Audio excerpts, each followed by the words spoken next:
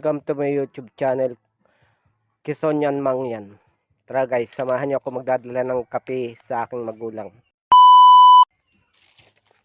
Dahil pag ako umaahon po guys, ay tinatanong ko kung may dala ng kape at bigas.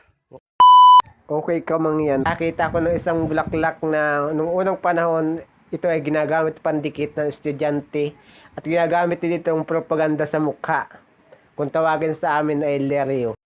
At ngayon mga kamangyan, tayo po ay maglalakad at abutin tayo ng sobrang init. Ngunit inabot na po tayo ng init. At ngayon mga kamangyan, nandito na tayo sa ating pupuntahan.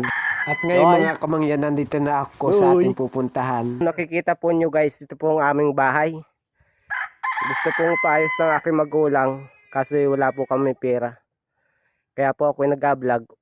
Nagbabaka sakali po na mapayos po namin itong bahay namin pong kubo.